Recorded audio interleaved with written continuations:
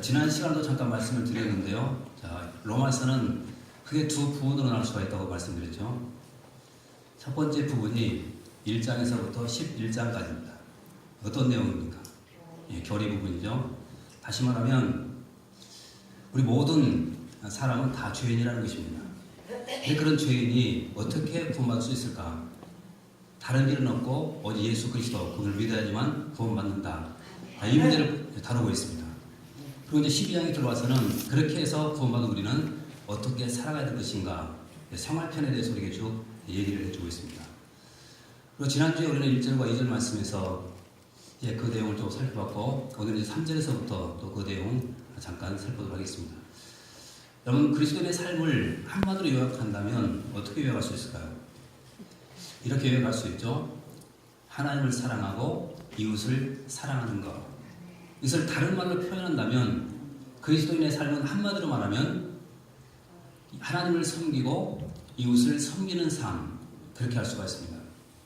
그런데 우리가 하나님과 이웃을 잘 섬기려면 가장 중요한 것이 뭐가 있을까? 오늘 본문에서 한번 그 다음 답을 한번 찾아보겠습니다. 3절 말씀 다시 한번 읽어보겠습니다. 3절에서 뭐라고 말하는가? 같이 한번 읽어보겠습니다. 시작. 내게 주신 대로 말하면 너희를 각 사람에게 말하니 마땅히 생각할 그 이상의 생각을 품지 말고 오직 하나님께서 각 사람에 나누어 주신 계명의 분량대로. 자, 지금 제일 하반절 말씀 보면 어떻게 생각하라고 말하죠? 지혜롭게 생각하라, 지혜롭게 생각하라 이렇게 되어 있죠. 이것을 다른 말로 말하면 어떤 뜻인가 하면 바르게 생각하라, 그런 뜻입니다. 바르게 생각하라. 다시 말하면, 자, 우리가 하나님을 섬기고 이웃을 섬기는 것, 이것이 우리 그리스도인의 삶인데 어떻게 하면 하나님을 잘 섬길까? 그리고 어떻게 하면 이웃을 잘 섬길까? 바르게 생각하면서 인생을 살아가는 것입니다. 그런데 중요한 것은 어떻게 하면 우리가 하나님과 이웃을 바르게 섬기면서 살아갈 수가 있을까 하는 것입니다. 오늘 그 문제를 잠깐 또 생각해보고 또 은혜를 나누겠습니다. 오늘 말씀 세 가지로 정리하겠습니다. 먼저 첫 번째는 뭘 우리가 바르게 생각해야 되냐면, 첫 번째는, 자, 따라서 해보실까요? 자신에 대해서. 네, 첫 번째는 자신에 대해서 바르게 생각해야 됩니다. 자, 그러면 로마서 12장 2절 말씀부터 잠깐 보겠습니다. 같이 한번 읽어보겠습니다. 시작.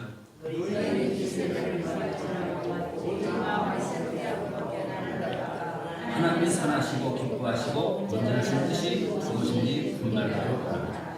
자, 뭘 분별하고 말합니까? 하나님의 뜻이죠.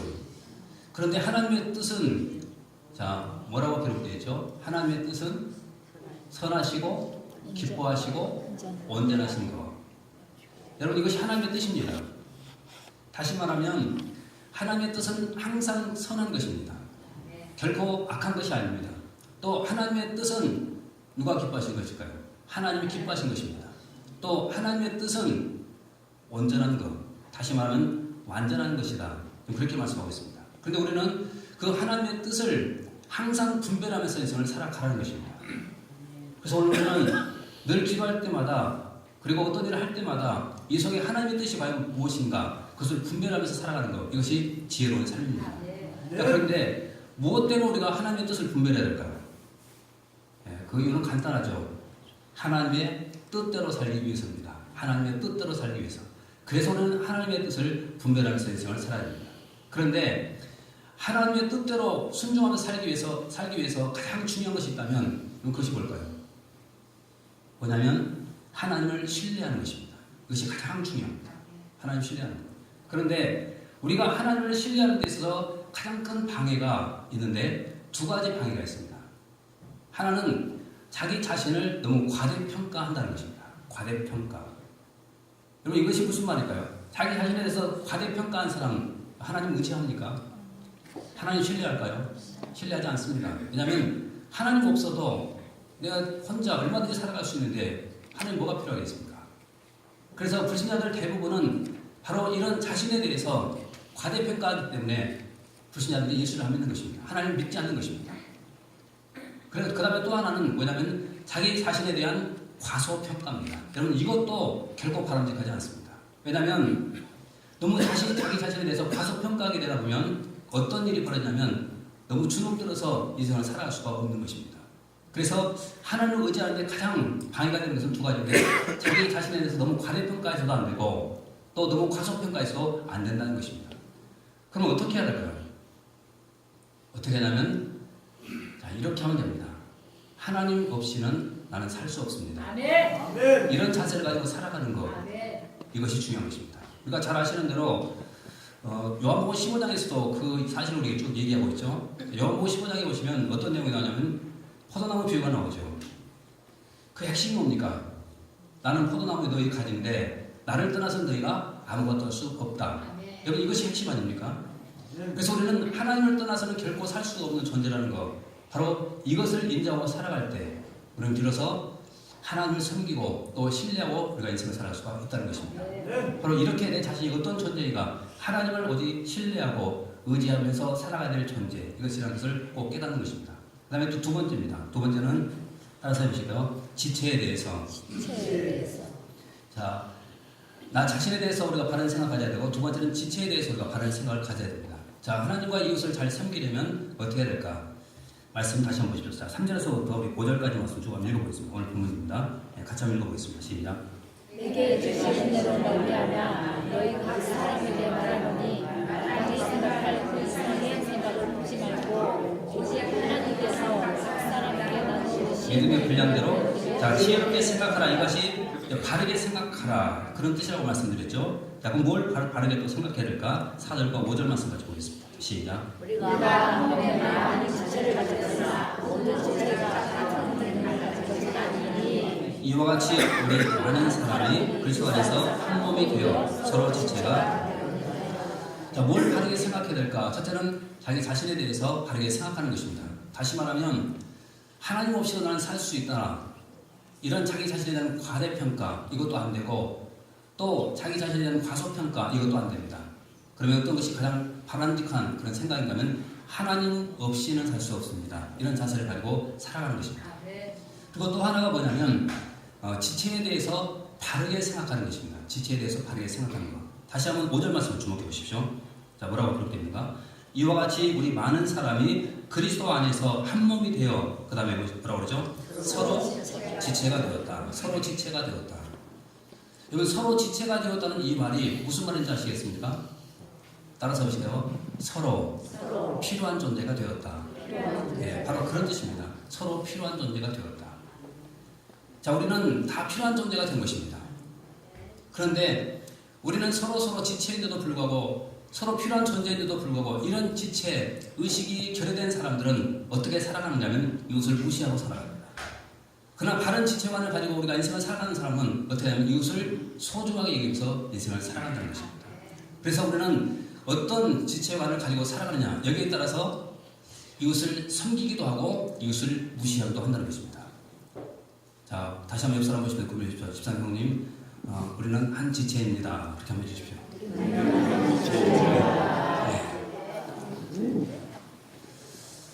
어떤 교회에 한 젊은 목사님이 부임했다고 합니다. 근데 가서 보니까 교회가 하나 되지 못했습니다. 다투고 싸우고 또 분란이 일어나고. 그런데 이런 일들이 주로 중직들 가운데서 더 많이 일어났습니다. 그래서 이렇게 돼서는 안 되겠다 생각을 하고 이 목사님이 한 번은 주일날 예배를 드리기 위해서 가다가 좀 커다란 그런 담요에다가 뭔가를 둘둘 말아서 들고 나갔습니다. 성도는 궁금하지 않겠습니까? 설교를 하면서 성도들한테 이렇게 질문을 던졌습니다. 여러분, 이 담요 안에 뭐가 들어있는지 아십니까?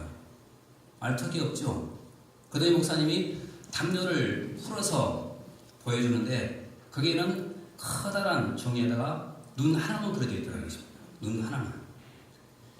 그래서 보여주면서 물어봅니다. 여러분, 이 눈을 볼 때 어떤 생각이 드십니까? 하고 물어보니까 어떤 사람은 이렇게 대답을 합니다. 무섭습니다. 또 어떤 사람은 징그럽습니다. 이런 대답들이 나왔습니다. 그때 목사님이 그들에게 이렇게 교훈을 주었다고 합니다. 여러분, 지금 우리 교회가 눈이 하나밖에 없습니다. 눈이 하나밖에 없습니다. 다른 지체가 없습니다. 우리 교회가 온전한 교회가 되려면 눈도 있어야 되고 코도 있어야 되고 귀도 있어야 되고 손과 발도 있어야 되는데 지금 우리 교회는 눈밖에 없습니다. 여러분, 이런 말을 통해서 우리가 들을 수 있는 교훈이 뭡니까? 교회는 분명히 많은 지체들이 있다는 것이죠. 근데 그 모든 지체들이 딱 하나의 지체만 돼서는 결국 안 된다는 것입니다. 여러분, 우리 모두가 다 눈이 된다고 생각해 보십시오. 누가 봉사합니까? 또 우리 모두가 다 또 뭐 머리가 된다고 생각해 보십시오. 누가 팔다리가 되겠습니까? 그래서 교회 안에는 여러 다양한 지체들이 있다는 것입니다. 어떤 사람은 눈의 지체, 어떤 사람은 또 귀가 같은 그런 지체, 어떤 사람은 손과 발과 같은 이런 지체, 이런 모든 사람들이 함께 어우러져서 그 교회를 섬겨나갈 때 그 교회가 바로 건강한 교회가 되는 것입니다. 저는 교회론에 대해서 가장 핵심적이고 가장 중요한 것이 뭐냐면 우리 몸을 보는 것입니다. 우리 몸. 이 교회는 다른 것이 아니라 우리 몸입니다. 우리 몸. 그래서 교회는 몸인데 우리 몸 안에는 여러 가지 많은 지체들이 있지 않습니까? 여러분, 그 지체들이 만약의 경우에 서로 다투고 싸운다면 그 몸이 언제든지 수 있을까요? 아니죠. 내 몸이 건강하다는 증거가 뭐냐면 눈은 눈대로 그 사명 감당하고, 내 코는 코대로 그 사명 감당하고, 내 귀는 귀대로 그 사명 감당하고, 손과 발은 그 손과 발대로 사명을 감당할 때 내 몸이 건강한 것입니다. 근데 만약의 경우에 여러분 이 손을 친다고 생각해 보십시오. 누구만 아픕니까? 몸만 아픕니다. 예. 교회는 주님의 몸입니다. 그래서 우리가 지체끼리 서로 다투고 싸우다 보면 결국 누가 아플까요? 주님이 아픕니다. 주님. 그래서 어떤 일이 있어도 주님을 아프게 해서는 결국 안 되는 것입니다. 그래서 이 교회론, 다시 말하면 우리는 지체라는 이것만 우리가 생각하고 인생을 살다면 우리는 기쁘게 주의 몸된 교회를 섬겨갈 수가 있는 것입니다. 옆 사람으로서 우리 고민하십시오. 집사님, 성도님, 우리는 서로 필요한 지체들입니다. 그다음에 마지막 세 번째입니다. 따라서 보실까요? 은사에 대해서. 뭘 바르게 생각하냐면 은사에 대해서 바르게 생각하는 것입니다. 자, 첫 번째는 뭐였습니까? 자신에 대해서. 두 번째는요, 지체에 대해서 바르게 생각하고요. 세 번째, 은사에 대해서. 자, 이것을 우리가 바르게 생각할 때만 우리는 하나님을 섬기고 또 이웃을 섬기며 살아갈 수가 있는 것입니다. 자, 그런데 우리가 이웃을 섬기는 것, 이것이 성도의 생활인데 아무것도 없다면 그럼 이웃을 어떻게 우리가 섬길 수가 있을까요? 못 섬기죠. 뭔가 있어야 되지 않겠습니까? 그래서 하나님께서 우리에게 주신 선물이 있습니다. 그 선물이 뭐냐면 은사입니다. 은사. 하나님이 이것을 우리에게 선물로 주셨습니다. 한 성경 보실까요? 자, 6절에서부터 8절까지 말씀 같이 한번 읽어보겠습니다. 6절에서부터 8절까지. 자, 시작. 우리에게 받은 사가 각각 다르니 혹 예언이면 믿음의 분수대로, 혹 섬기는 일이면 섬기는 일로, 혹 가르치는 자는 가르치는 일로, 혹 위로하는 자면 위로하는 일로, 구제하는 자는 성실함으로, 자는 부지런함으로, 긍휼을 베푸는 자는 즐거움으로 할 것입니다. 자, 하나님께서 우리에게 은사를 선물로 주셨습니다. 선물로. 자, 그런데 하나님께서 우리에게 은사를 선물로 주신 여러분 그 이유가 뭡니까? 자랑하라고 주셨을까요? 예. 그 은사를 가지고 어떻게 하라고? 섬기라고. 누구를 섬겨야 됩니까? 첫째는 하나님을 섬기는 것입니다. 은사를 가지고 내가 하나님을 섬기는 것. 두 번째는 은사를 가지고 이웃을 섬기는 것입니다. 그래서 하나님께서 우리에게 은사를 주신 것입니다. 여러분 다른 목적 때문에 우리가 은사를 주신 것 결코 아닙니다. 그래서 어떤 사람은 은사를 가지고 자랑하는 것, 여러분 결코 이것은 성경적인 것이 아닙니다. 은사는 자랑이 아니라 은사는 섬기는 것입니다. 그래서 하나님 우리에게 주십니다. 만약에 이 은사를 잘못 사용하게 되면 우리는 상당히 교만한 사람이 되고 또 더 많이 하나님 옆에 타락한 인생을 살아갈 수밖에 없는 것입니다. 여러분 그 대표적인 사람이 솔로몬이죠. 솔로몬. 제가 지난번에도 말씀드렸죠. 새벽에 말씀드렸습니까? 솔로몬 그러면 생각나는 거 뭡니까? 지혜. 예.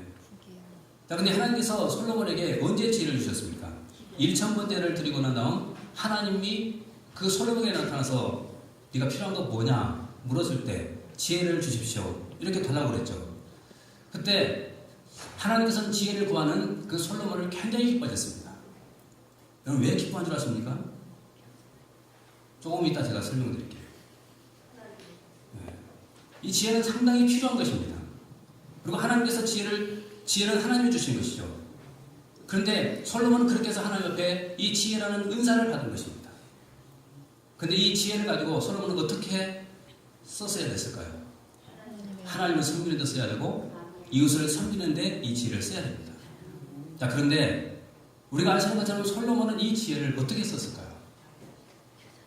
어떻게 썼을까요? 예, 잘못 썼습니다. 잘못. 우리가 성경을 쭉 읽어보십시오. 여러분, 솔로몬의 지혜 우리가 많이 부러워하죠. 근데 그 지혜를 잘못 관리하면 우리는 오히려 하나님을 불순종하는데 그 지혜를 사용할 수밖에 없는 것입니다. 자, 솔로몬은 이 지혜를 어떻게 사용했을까? 돈 버는 데 썼습니다. 이 지혜를 어떻게 사용했을까요? 또 나라 넓히는데, 힘을 얻는데, 이런 데 다 쓴 것입니다. 바로 이 지혜를 가지고 하나님을 섬기는 것도 없었고, 이 지혜를 가지고 이웃을 섬기는 것도 없었고, 돈 버는 데 썼고, 결국 그는 다른 데 그 지혜를 쓰고 간 것입니다. 그래서 여러분, 우리가 아시는 것처럼 솔로몬의 시대에 금과 은이 얼마나 풍부했습니까? 만약에 지혜를 그렇게 쓰지 않고 하나님을 위해서 이웃을 위해서 썼다 할지라도 하나님은 이미 솔로몬에게 약속했기 때문에 그 부귀영화를 다 주셨을 것입니다. 근데도 불구하고 그렇게 사용하지 않았습니다. 그래서 솔로몬은 실패한 왕이 되고 온 것입니다. 그리고 또 솔로몬의 업적 가운데서 가장 큰 업적이 뭐냐면 성전 건축이었죠. 성전 건축. 자, 그런데 여러분, 성전 건축, 이것은 하나님이 기뻐하시는 일일까요? 아니면 하나님이 기뻐하지 않는 일일까요? 네. 여기서 이제 또 헷갈리기 시작하죠. 네. 하나님이 기뻐하신다 또는 하나님이 기뻐하지 않는다. 우리는 이 성전 건축에 대해서 상당히 하나님이 기뻐하셨을 것이다, 그렇게 생각을 합니다. 그런데 사실은 성경을 더 자세하게 읽어보면 성전 건축은 하나님이 원하시는 것이 아니었습니다. 왜 그런 줄 아십니까? 그럼 이 문제를 잠깐 한번 더 시간 넘어가서 좀 보고 넘어갈까요? 자, 사무엘하부터 잠깐 보십시다. 사무엘하 7장부터 잠깐 보시겠습니다. 사무엘하 이제 없습니다. 찾아보십시오. 갑자기 생각이 나서 지금 하는 거죠. 네, 사무엘하 7장 자 1절 말씀부터 잠깐 보실까요? 네, 없습니다. 지금 저기 스크린 안 보셔도 됩니다. 사무엘하 7장에서 1절에서부터 17절까지 말씀 보면, 자, 다윗이 하나님 앞에 참 좋은 그런 마음을 지금 품고 있는 것을 우리가 알 수가 있죠. 그것이 뭐냐면 성전 건축에 대한 소원입니다. 그래서 자, 7장 1절과 2절 말씀 먼저 한번 보십시오. 자, 같이 읽어보겠습니다. 시작. 여호와께서 주의 모든 원수를 묻히사 왕으로 왕의 평안을 청하게 하게 하신 때에 왕이 선지자 나단에게 이르되 볼지어다 나는 백향목 궁의 살건을 하나님의 교는 휴전 가운데 있도다. 자, 지금 다윗은 궁에 평안히 살고 있을 때 지금 하나님의 교회를 보면서 좀 안타깝다는 생각이 들었죠. 그래서 나는 이렇게 백향목 궁에 살고 있는데 하나님의 교회는 저렇게 초라하게 있구나, 참 안됐다, 그러면서 이제 성전을 건축하고 싶었습니다. 그래서 자, 말하죠. 네, 다시 어디를 가서 3절 말씀부터 읽어보겠습니다. 자, 시작. 나단은 왕에게 이르되 여호와께서 왕과 함께 계시니 마음에 있는 모든 것을 하나소서 하리라. 예. 자, 나단이 뭐라고 말합니까? 그래요? 그럼 왕이 그런 생각 갖고 있었으면 그렇게 진행하십시오, 이렇게 말하죠. 자, 근데 그 밤에 하나님이 나단에게 나타났습니다. 자, 그리고는 뭐라고 말씀했는가? 자, 5절에서부터 7절까지 말씀 읽어보십시오. 시작. 여호와께서 이와 같이 말씀하시되 내가 나를 위하여 내가 살 집을 건축하겠느냐? 내가 이스라엘 자손을 애굽에서 인도하여 내던 날부터 오늘까지 집에 살지 아니하고 장막과 성막 안에서 다녔나니 이스라엘 자손과 더불어 다니는 모든 곳에서 내가 내 백성 이스라엘을 먹이려고 명령한 이스라엘 어느 지파들 가운데 하나에게 내가 말하기를 너희가 어찌 나를 위하여 백향목집을 건축하지 아니하였냐고 말하였느냐. 자, 뭐라고 말합니까? 지금 다윗이 이렇게 성전 건축에 대한 소원을 가지고 말했을 때 하나님이 나단에게 나타나서 말씀하죠. 내가 언제 더불어 성전 건축하라고 하더냐. 지금 그렇게 말하고 있죠. 근데도 불구하고 결국에는 이제 다윗은 성전 건축하지 않고 그 아들 솔로몬 시대에 성전이 건축되죠. 자, 솔로몬이 건축했습니다. 자, 그런데 이 문제에 대해서 제가 또 시더간 집사님이 순교하기 전에 했던 그 설교 가운데 이 문제를 어떻게 해석하는 걸 알 수가 있습니다. 자, 그러면 사도행전으로 잠깐 다시 보십시오. 사도행전 7장으로 가서 보겠습니다. 자, 상당히 무서운 말을 합니다. 사도행전 7장 46절에서부터 51절까지 말씀 읽어보십시오. 자, 46절에서부터 보겠습니다. 사도행전 7장 46절에서부터 자, 읽어봅니다. 51절까지. 자, 시작. 야곱의 집을 위하여 하나님의 소설을 준비하게 하여 달라고 하더니, 자, 이것을 조금 전에 우리가 읽었던 말씀이었죠. 자, 이 다윗이 다윗이 성전을 건축하고 싶은 그런 열망이 있어서 지금 하나님 앞에 짓겠다고 소문을 했었죠. 자, 그런데 그것을 누가 지었습니까? 47절. 자, 솔로몬이 그를 위해서 집을 지었다라고 말했습니다. 자, 그런데 이 문제에 대해서 어떻게 말하는가? 48절에서부터 51절까지만 쭉 읽어보십시오. 50절까지 말씀 먼저 보겠습니다. 시작. 선지자가 말한 바 주께서 이르시되 하늘은 나의 보좌요 땅은 나의 발등상이니 너희가 나를 위해 무슨 집을 짓겠으며 나의 안식할 처소가 어디냐? 이 모든 것이 다 내 손으로. 자, 지금 뭐라고 말합니까? 48절에서부터 50절까지 말씀에서, 자, 지극히 높으신 이는 손으로 지은 곳에 계시지 않는다. 그러죠. 그 다음에 49절에 주께서 이르시되 하늘은 나의 보좌고 땅은 발등상인데 너희가 나를 위해서 무슨 집을 짓겠냐? 나의 안석할 처소가 어딨냐? 필요가 없다는 것이죠. 그러면서 51절 말씀에 결정적으로 이 말을 합니다. 보십시오. 51절 시작. 너희도 너희 조상과 같이 항상, 자, 뭐였습니까? 항상 누구를? 자, 그러면 보십시오. 솔로몬의 성전 건축이 아주 위대한 업적이라고 우리가 할 수가 있죠. 그런데 성경은 어떻게 지금 해석을 하고 있습니까? 하나님의 뜻은 아니었고 그것은 결국 성령을 거스린다. 이렇게 말하고 있습니다. 왜 이렇게 말했을까요? 이유가 있죠. 이유가. 자, 만약에 하나님께서 기뻐하시는 일이었다고 한다면 지금도 솔로몬의 성전은 남아있어야 됩니다. 근데 하나님은 그 건물에 관심이 없습니다. 그래서 지금 솔로몬의 성전은 없잖아요. 그러면 하나님이 관심 갖고 있는 것은 과연 뭘까요? 이미 하나님께서 말씀했죠. 하늘은 내 보좌요 땅은 발등상이다. 하나님은 무소부지하신 분이기 때문에 안 계신 곳이 없습니다. 그분은 어느 한 건물 안에 그 안에 가두어서 계실 분이 절대로 아니라는 것입니다. 그는 천지만물을 다니면서 온 천지만물을 운행하셔야 될 분, 그분이 우리 하나님이십니다. 그런데 지금 솔로몬은 어떤 생각이냐면 그 하나님을 가둬놓으려고, 이것이 성령 거스리는 것이죠. 가둬놓는 것. 그 사람들이 이 솔로몬의 성전은 한마디로 말하면 하나님을 가둬놓으려고 하는 것, 이것이 불순종이라는 것이죠. 여러분, 하나님은 그렇게 계신 것이 아닙니다. 그래서 지금 하나님께서는 이런 건물된 솔로몬의 성전은 다 없애버리고 이제는 하나님께서 친히 어떻게 하시든 우리 마음을 성전으로 삼고 계신다. 성전. 그래서 지금 우리 몸은 하나님의 거룩한 성전이 된 것 아니겠습니까? 이 성전된 우리가 모인 곳, 이것이 바로 거룩한 교회가 있습니다. 이거 얼마나 감사한 일입니까? 그래서 하나님이 내 몸을 솔로몬의 성전보다 더 아름다운 성전 삼고 있는 것, 최고의 축복이라는 것입니다.